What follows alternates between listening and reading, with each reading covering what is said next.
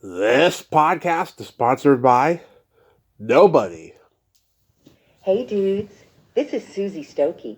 I played Sandy in The Power, and you are listening to Tommy Throwback Kovac on Splat from the Past. And you know what?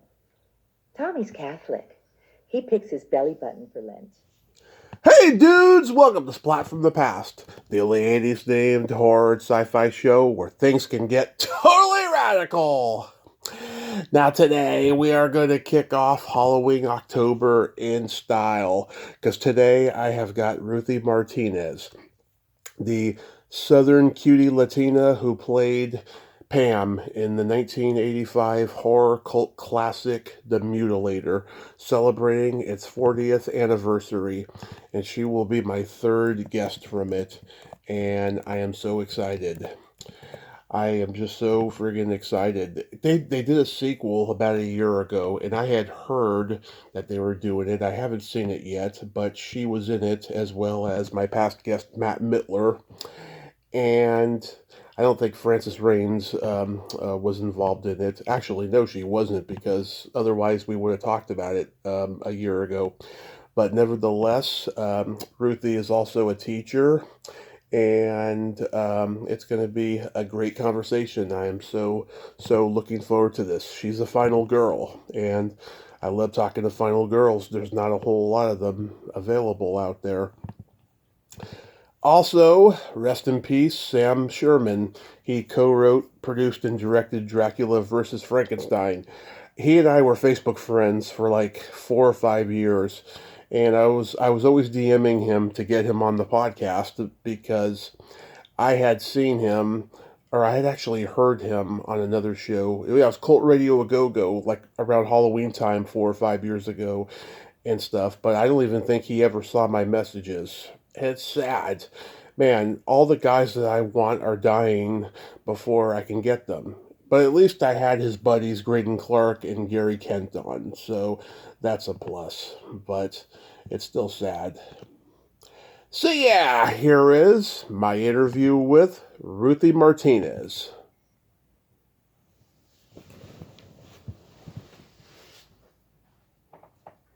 Hey Ruthie, welcome to the show. How are you today? I'm good. How are you? I am fantastic. I can't tell you what a great honor this is. Thank you so much for coming on today. Oh, well, I appreciate being asked. So, going back in time, did you gravitate toward acting early on in your childhood? Well, yes and no. I was kind of one of these shy kids, and I had a very vivid imagination. And, back in the day, you actually got to go out and play and imagine that you were an actor or whatnot. And Yeah. that was something I did early on, but I never really knew it was something you could do. I just was never in those situations as a youngster.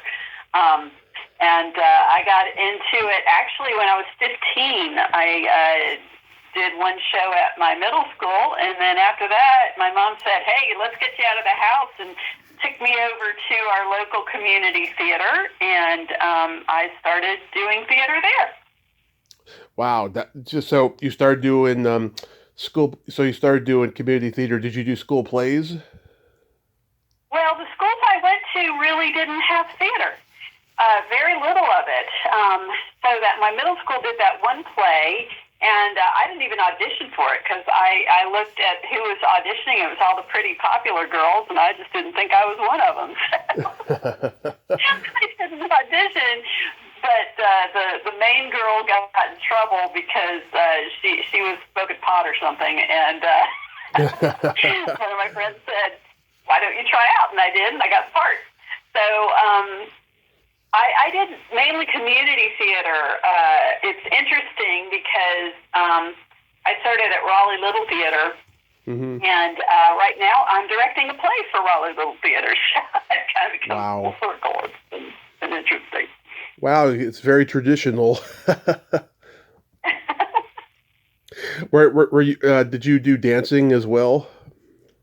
Yes, now that I did from a very young age. I was always always in ballet, and I unfortunately broke my leg when I was 12, and so I didn't know that I didn't have to go to dance class. And my mom said, "Well, do you want to go back to dance?" And I'm like, "What? I don't have to?"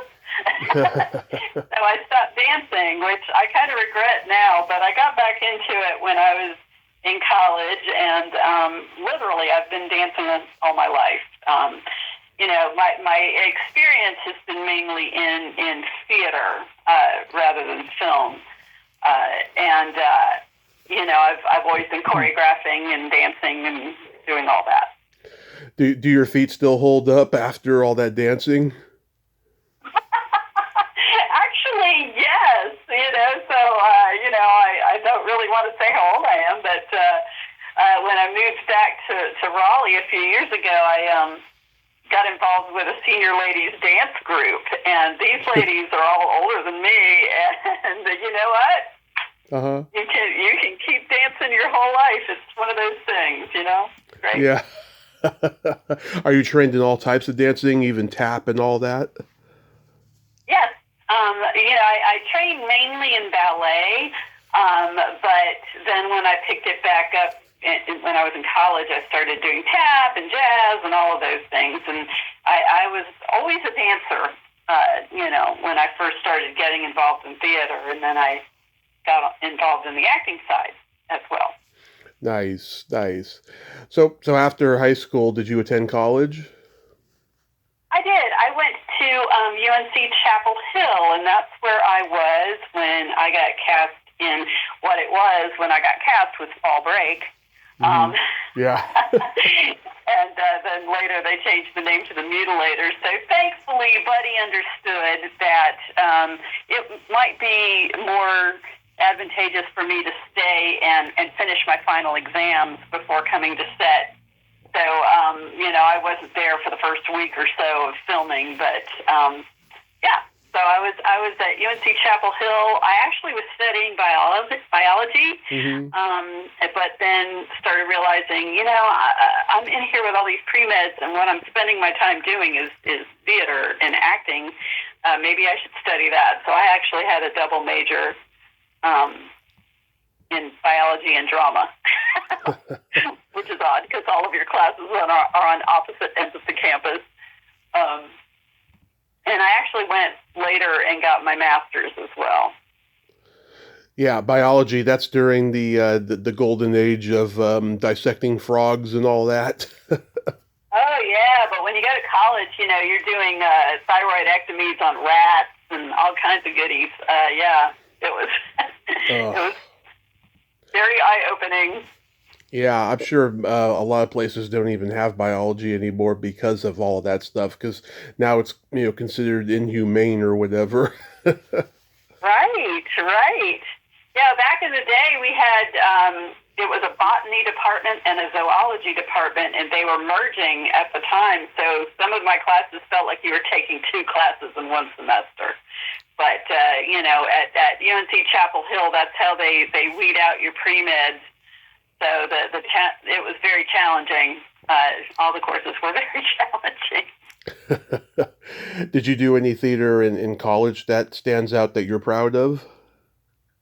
Oh, gosh. Well, yes. Actually, I continued to act at Raleigh Little Theater. I played the leading role in Gypsy there.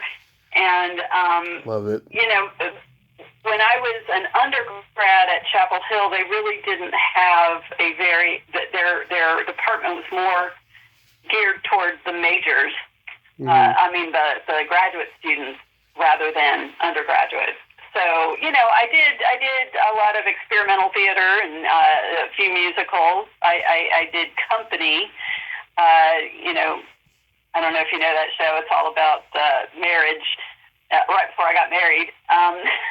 Doesn't ring a bell. I did a lot of theater, but I also started doing a little bit of film work, so that was fun too. Yeah, so you get cast in Fall Break / The Mutilator. Was that just a standard casting call? Did they come to the college or something like that?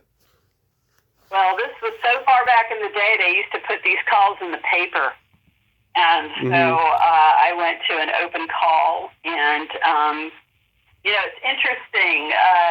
Buddy actually gave me some of the footage of all the auditions, and they kept calling me back, and then I landed the role. So. Yeah, what did you think of the script when you got it? Were you like, oh God, this is brutal?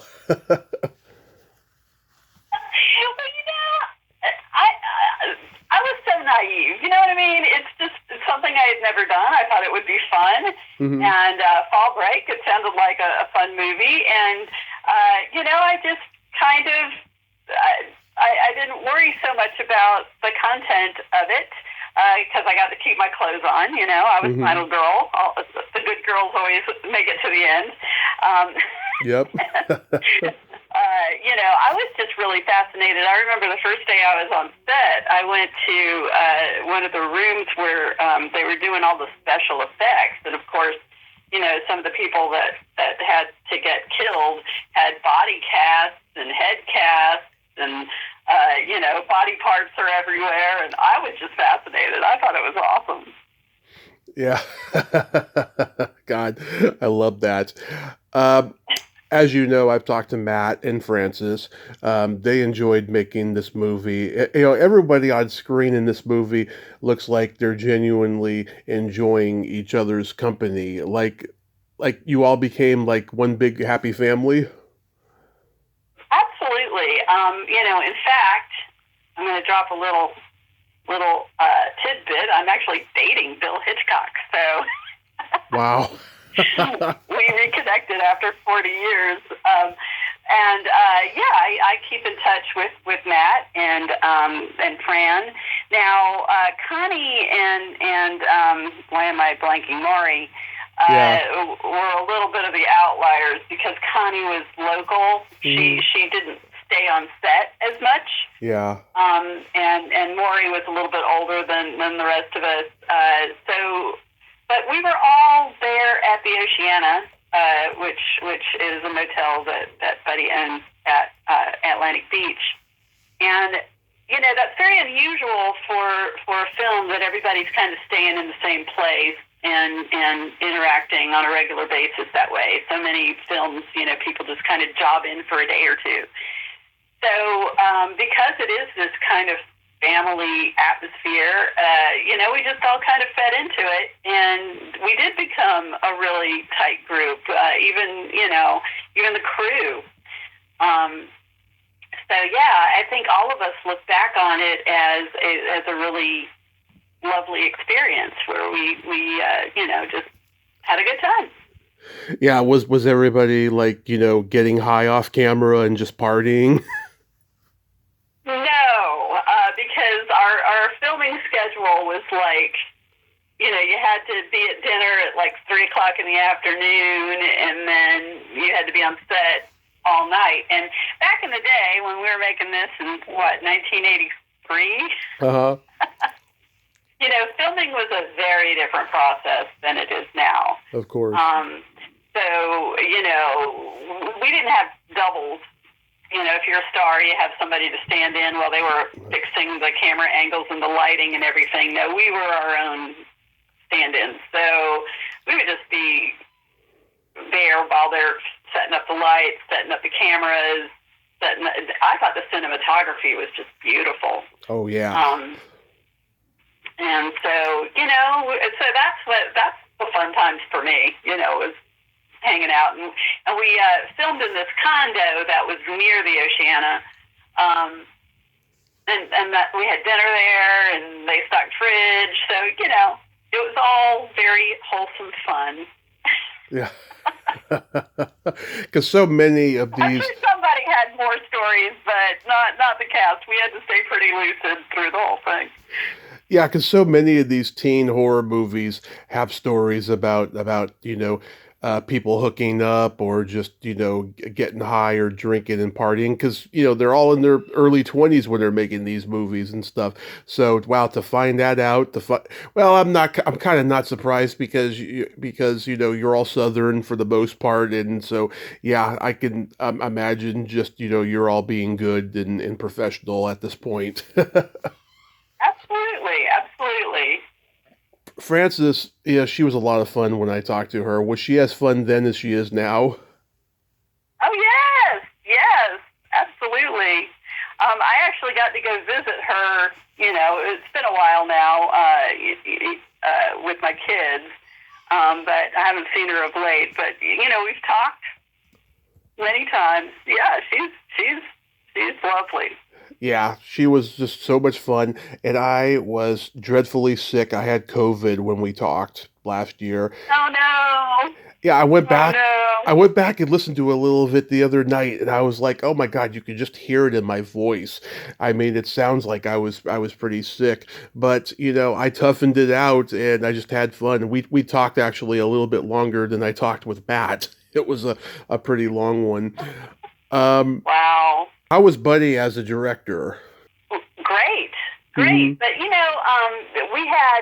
also had John Douglas on that movie, who's now at American University, Mm-hmm. and they were a team. And I remember that my first days on set, we were actually practicing the scene that is in the bar at the beginning. Yeah.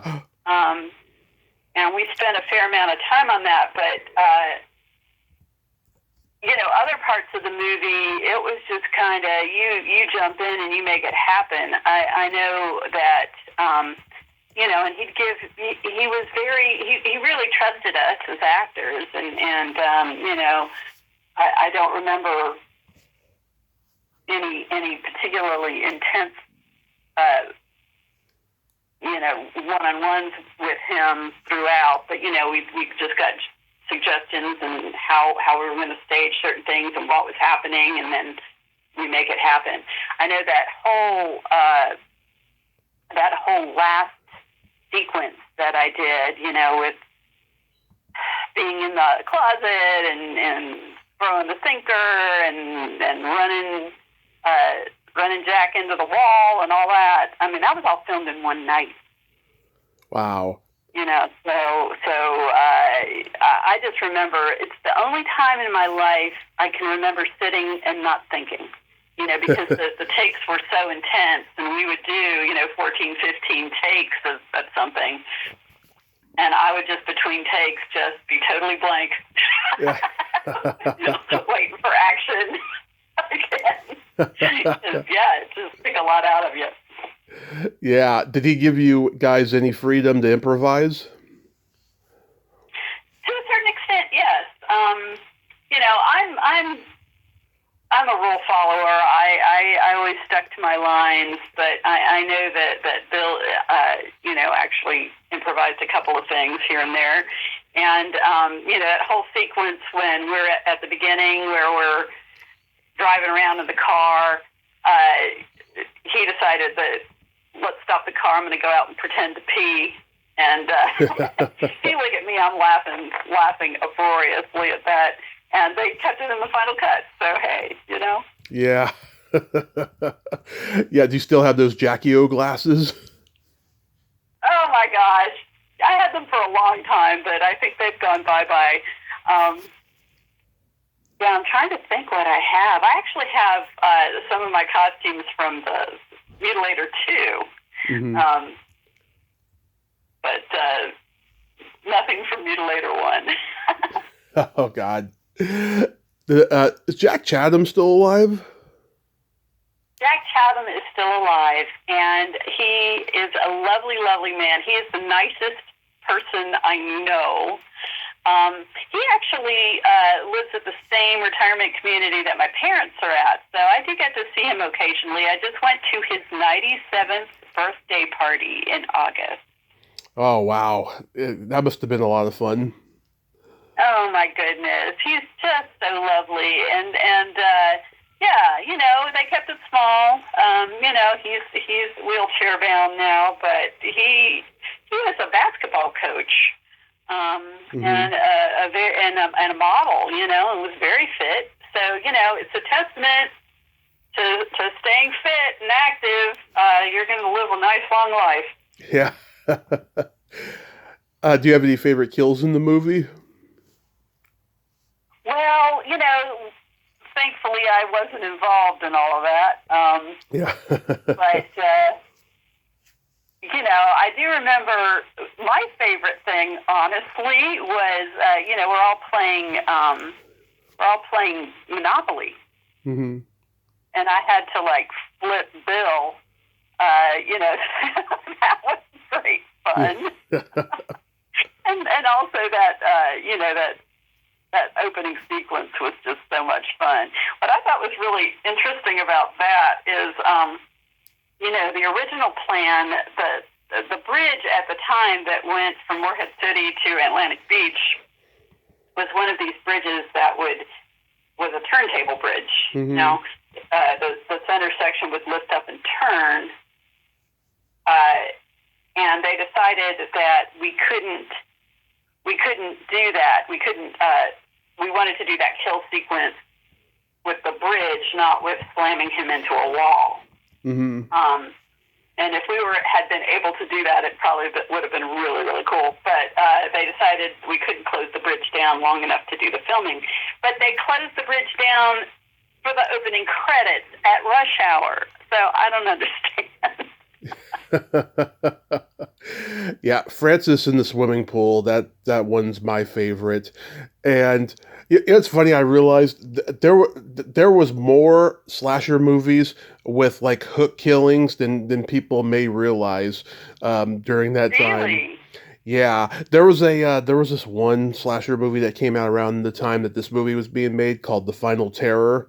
It's got everybody before they were hugely famous in it. Daryl Hannah's in it, Joe Pantoliano, Adrian Zemeda's in it. So many people, and the killer uses a mushroom knife to kill, and that's pretty much a hook. So, it was that kind of a thing. Well, I don't know if you've heard the story, but it was pretty shocking. It was such a tight group by that time. If you see my hands in the movie, I have really nice long fingernails, which is odd because you do. I'm a nail biter all my life. But then I had really nice long nails, and they borrowed some of my nail polish remover to thin out the blood and stuff, and I was helping them fill Connie's abdomen area was filled with condoms. Wow. Blood-filled condoms. And so her lower half was under the table top, and she had fake legs, and then she had this prosthetic abdomen filled with condoms. So when the hook went through, it pulled all that up, and it looked really pretty gory and realistic. And somebody really got spooked by that whole thing and yelled, and they had to redo a shot because somebody on the crew was yelling. And that kill, earned an X rating at the time. So they had to make some cuts to get it to an R. I love it. I had no idea. That's awesome. Yeah. I love hearing stuff like that. There were things like staying too long on the guy that got decapitated and that kind of thing that would get you an X rating back then. So that's just like in Night of the Living Dead, they used Bosco's strawberry syrup for blood. Hey, yeah, you learn the tricks. Yeah, that's what those makeup artists learn when they're training and all that. Now, you guys did the sequel recently. I haven't seen it yet, partially because I don't know where it's available, and I'm a purist to the original, but I am open to seeing it. But how was that experience? Did it get a good reception? Yes. Once again, well, the sequel is kind of meta. Mm-hmm. It's kind of like a remake, and it helps to see the first movie before you see the second movie. And once again, everybody, cast and crew, were all staying in the same place, and it was just one big happy family again. Terry Kaiser, who was Bernie in Weekend at Bernie's, yeah, is playing Jack Adam in this movie, and it's interesting, getting to know him and some of these kind of up and coming horror stars. Ava Hamilton was on our set, and she's just lovely. So it's just really fun having a much bigger group and everybody being all together, and having that experience. Again, for me, it was like going back to your high school reunion. Of course. I met Terry years ago at a convention. One of the sweetest men ever. He's great. Yes. Yeah. I was trying to get him on the show for a while and stuff. He hasn't been on social media in a while and stuff. Hopefully I'll get him in the future. But yeah, I love the guy. I was like, oh my God, for a guy who's so good at playing assholes, he is just the nicest guy. Yeah, he really is. And he was like on every single show in the 70s. Oh, he was on Bionic Woman, Battlestar Galactica. Yeah, The Incredible Hulk. Guy. Three's Company, WKRP in Cincinnati. I remember seeing him on. Yep. I was like, I know his face. Yes, because I saw it on every show. He played a robber on an episode of 227 with Pee Wee Herman. Oh my gosh! Bring it back! He told me. I asked him about that. He told me. He said Paul Rubens was a chain smoker, and there was kids like hanging out there in the studio, with parents and stuff, and he wanted to make sure none of them went backstage to see him smoking because he wanted to be a good example to the kids. Yes, he was caught. Yep. I saw the documentary on HBO. It was pretty good. It was a pretty good documentary. Wow. Yeah, I recommend it. And I met him too a couple years later. He was also the sweetest man ever. So good. So we know how inaccurate IMDb is. Did you do any other movies that were like maybe shot in North Carolina? I actually did some extra work here and there. I ended up going back and getting my master's degree, and I've had a teaching career ever since. Uh-huh. So, teaching just didn't free me up to do a lot of film work. But, I did, I was an extra on The Handmaid's Tale. Oh, yeah. With Natasha Richardson and Faye Dunaway and Elizabeth McGovern. And I was also an extra in National Lampoon's Pucked. It starred John Bon Jovi. You know what? I have a vague recollection of that. I had heard that John Bon Jovi was in a National Lampoon movie. I was like, what? That one was shot in Greensboro, and I was living there at the time. And Carrie Elwes was in it. I'm trying to remember the lead actress's name. She didn't do a lot after that. But anyway, I was in a party scene where they were throwing a midget into a punch bowl. Oh, that's hilarious. John Bon Jovi is a lovely, lovely person. He was great about interacting with everybody, and he was really lovely. Oh yeah, I love that. Yeah, I've heard he's one of those guys. I've heard mixed things, but I'm glad you had a good experience with him and stuff. But yeah, that's wonderful. Now, in a Handmaid's Tale, did you get to interact or experience anything with Faye Dunaway? No, the scene that I was in, it was shot in front of Duke Chapel on the Duke campus. During Easter week, they built a gallows out there. I'm like, oh, really? And so all of these handmaids are hanging people. So I think Elizabeth McGovern and Natasha Richardson were in those sequences, but not Faye Dunaway. Oh, okay. Yeah, because by the time she made Mommy Dearest, she became Joan Crawford for like the next half of her life. And people have very similar experiences with her that they had with Joan Crawford. So it's a really strange thing. And there's a documentary out about that too on HBO. I haven't watched it yet though. But yeah, that is so crazy. Wow. Yeah. Now, what did you teach? I taught theater. So Oh, okay. my master's I got at UNCG in acting and directing, and then extra year to get my teaching certification. So the whole time I was teaching, I was also, acting and directing. So, I've been a performer all these years, even with all the teaching I was doing. But it makes it difficult to be on a film set and be gone for months at a time. Of course. But, doing plays, sure. Yeah, and doing them during summer vacation is a dime a dozen, so you never know. Right, yeah. I actually, for many years, was going up to do summer theater up in the North Carolina mountains. So, yeah, I did that. It was kind of like summer camp for theater teachers. Going and doing theater in the summer was just a lovely way to spend the summer. Yeah, did you get a satisfaction teaching that you didn't get from performing? Well, I didn't expect to. I felt kind of like it was something that I was expected to do to have a regular paycheck.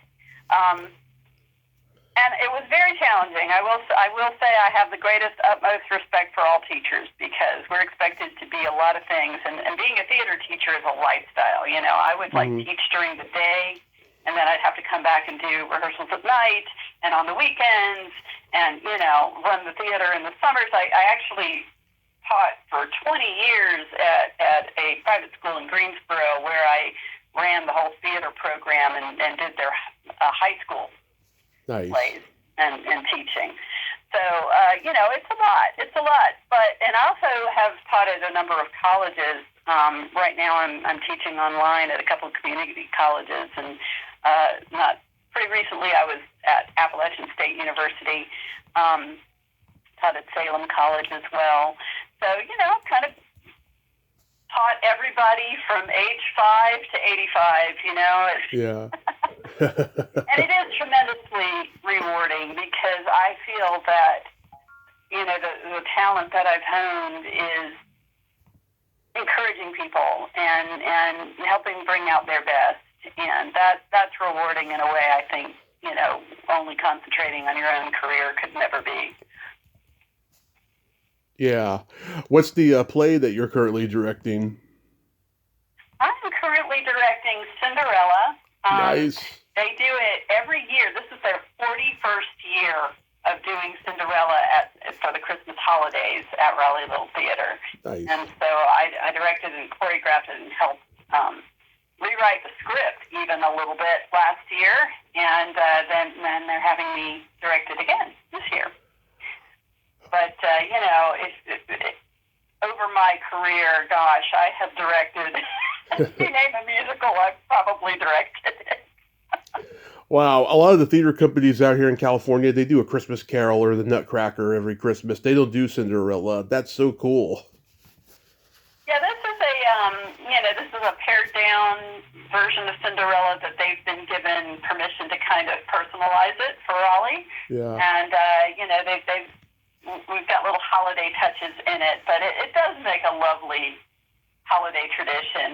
And I remember last year, they have like one of those things so you can take pictures, like you're coming in on the red carpet and with the cast and that kind of thing. And people will come dressed up and they sell little lighted wands for the kids to wave when the fairy godmother's doing magic and all that. So it's great fun. Do they do Rocky Horror Picture Show for Halloween? Not this theater, but I know other theaters that do, yes. Every year, and of course everybody is, hauling out Sweeney Todd right now. Yeah. We did Sweeney Todd when I was in high school. That was the first time I had ever heard the play. And then a few years later, Tim Burton made that movie. It's so funny how life parallels that way.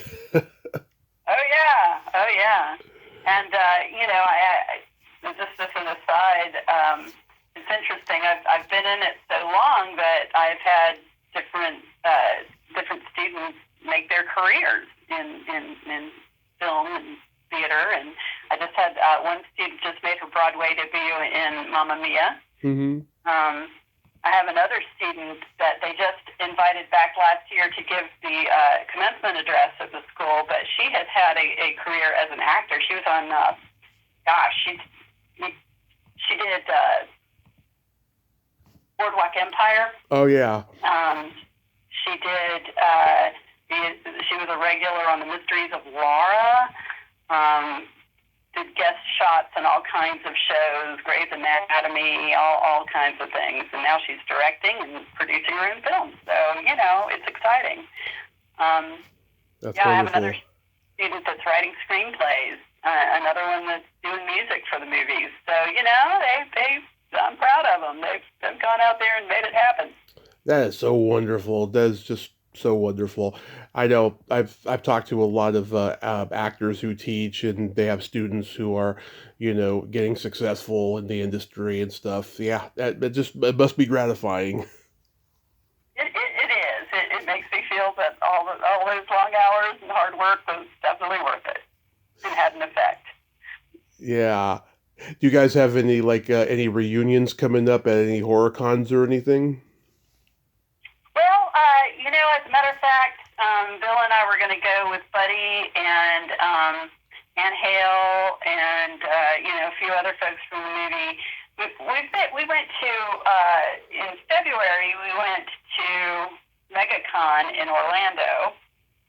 And that was a lot of fun, and we tacked on Disney World on that one. That was great.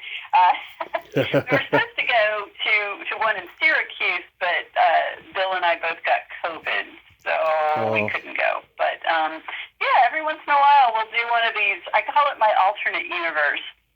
Because I just feel like a normal person slaving away, and every once in a while I get to go to a convention and sign autographs and meet fans, and it's kind of surreal. Yeah, have you met any of your childhood heroes at any of the cons? Oh, well, the MegaCon, my gosh, they have the whole cast of Twilight there, and they had the whole cast of the Breakfast Club there. Oh, God. And, of course, I was just, trying to steal looks at Jared Padalecki because I was a big Gilmore Girls fan. So, I fangirled from afar. I can quote the whole Breakfast Club without a trace of irony. That's one of my favorite movies of all time. Oh, wow. Yeah, when I was a drama teacher, I used to teach acting for the camera, and we would remake a movie as a part of our course, and I did remake The Breakfast Club. But you had to get rid of all the language. Library. Right, you had to get rid of all the language. Yes, it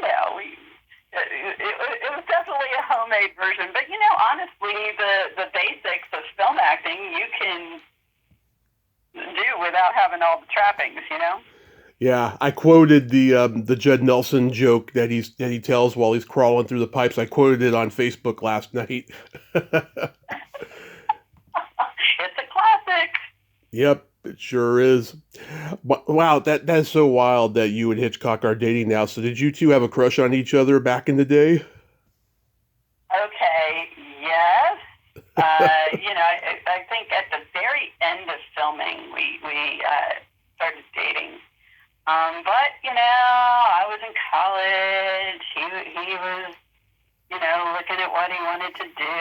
He's older than me, and, we just went our separate ways, and we've lived separate lives. And I got divorced, about 5 years ago, and we just ended up getting thrown together at one of these places where you do, it was me and Jack and Bill signing autographs and stuff, and we became friends again, and after M2 we got back together, so we've been together for a few years now, so yeah. That is beautiful. Yeah, it's funny. I always think that when you're young, you're going to meet the person you're going to be married to later in life, and because at the time you're with other people or whatever.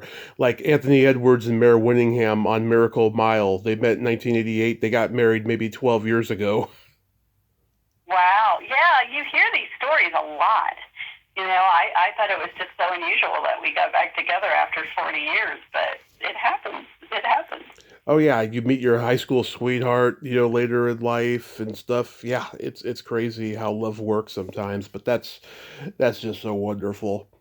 It, it, it- so real quick, we gotta play my secret silly game. This is a series of silly slumber party questions. It's no win or lose, just pure fun. And how the game works Okay. is, Ruthie, I ask you the question, you answer it, and then you ask me that exact same question and I answer it. And feel free to comment on the answers because they might be funny. Okay. Okay, Ruthie, are you ticklish? I am ticklish. Are you ticklish? Oh yes. If you tickle me without warning, though, I might hit you in the groin.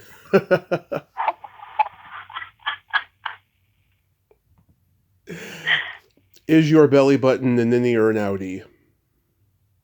Oh, I'm an innie. What about yours? I am also an innie. Okay. What color are your toenails painted? Oh gosh, I desperately need a pedicure right now, but they're kind of poppy pink, Love it. like a bright deep pink. I hope you don't paint your nails. I do. What color are they? They are light purple. Oh, nice, nice. I started painting them when I was 13. And for a while in my 20s, I got them done professionally, and then inflation went up, so I just do them on my own now. Oh wow, yeah, it's ridiculous how expensive it is. Every time I go and get them done, it's like, why am I spending this money? It's very expensive, yeah.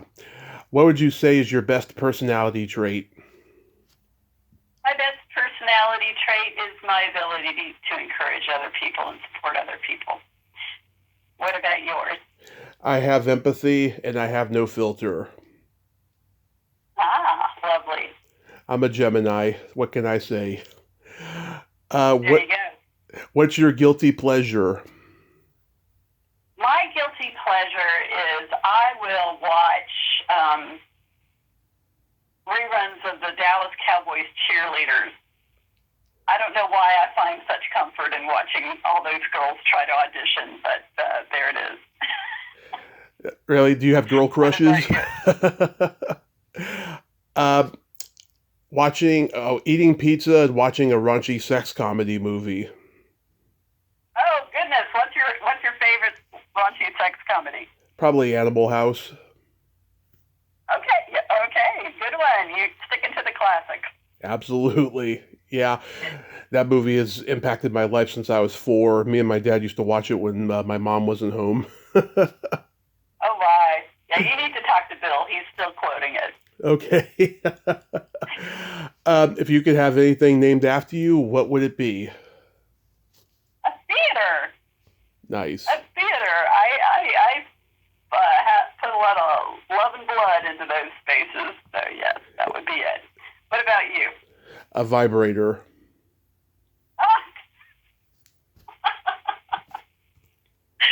Oh my, I won't ask why. It's just me manifesting my queerness, that's all. And I would call it the Tommy Chatsy. Oh, wow, okay. Yeah.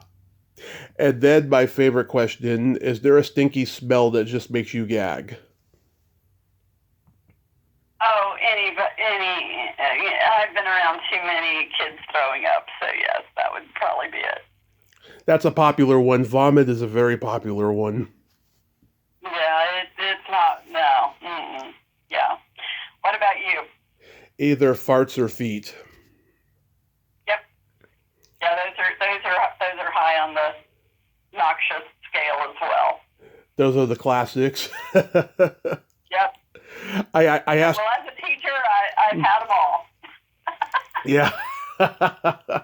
I asked Frances that question when we played the game, and she said, I don't want to answer that. Yeah.